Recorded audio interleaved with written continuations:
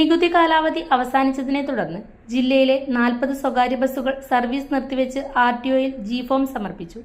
30-ന് നികുതി കാലാവധി തീർന്നതോടെയാണ് ബസ് ഉടമകൾ സർവീസ് അവസാനിപ്പിച്ചത്. KSRTCയുടെ സ്ത്രീകൾക്കായുള്ള പ്രിയദർശിനി സൗജന്യ യാത്രയും ഡീസൽ വിലവർധനവുമാണ് സ്വകാര്യ ബസ്സുകളെ പ്രതിസന്ധിയിലാക്കിയതെന്ന് ഉടമകൾ പറയുന്നു. വരുമാനമില്ലാതെ കൂടുതൽ സർവീസുകൾ വരും ദിവസങ്ങളിൽ നിർത്തേണ്ടി വരുമെന്നും അവർ മുന്നറിയിപ്പ് നൽകി. സാമ്പത്തിക നഷ്ടത്തെ തുടർന്ന് നിശ്ചിത കാലത്തേക്ക് സർവീസ് നിർത്തുമ്പോഴാണ് റോഡ് നികുതി ഒഴിവാക്കാൻ മോട്ടോർ വാഹന വകുപ്പ് മുൻപാകെ G-ഫോം നൽകുന്നത്.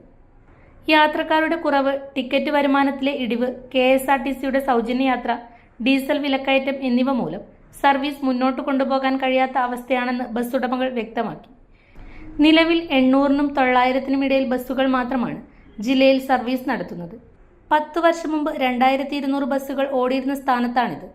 സ്വകാര്യ ബസ് മേഖല വംശനാശം നേരിടുന്ന വിഭാഗമായി മാറുകയാണ് ഉടമകൾ പറഞ്ഞു. കോവിഡിന് ശേഷം യാത്രക്കാർ കുറഞ്ഞു. എല്ലാവരും സ്വന്തം വാഹനങ്ങളിലേക്ക് മാറി. വലിയ നഷ്ടത്തിലാണ് സർവീസ്.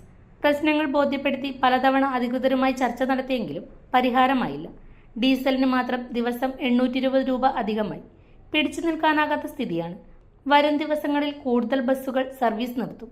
14-ന് ഗതാഗത മന്ത്രിയുമായി ചർച്ചയുണ്ട്.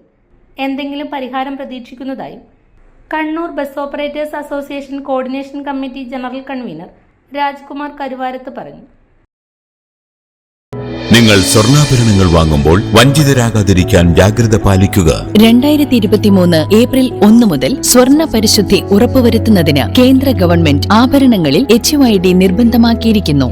100% ആഭരണങ്ങളും HUID മുദ്ര ചെയ്ത മലയോര മേഖലയിലെ ഒരേയൊരു ജ്വല്ലറി പടിഞ്ഞാത്ത് ഗോൾഡൻ ഡയമണ്ട്സ്, ചെറുപുഴ, ആലക്കോട്, പാടിയൊട്ടിച്ചാൽ ഹോൾസെയിൽ ഡിവിഷൻ, തൃശൂർ.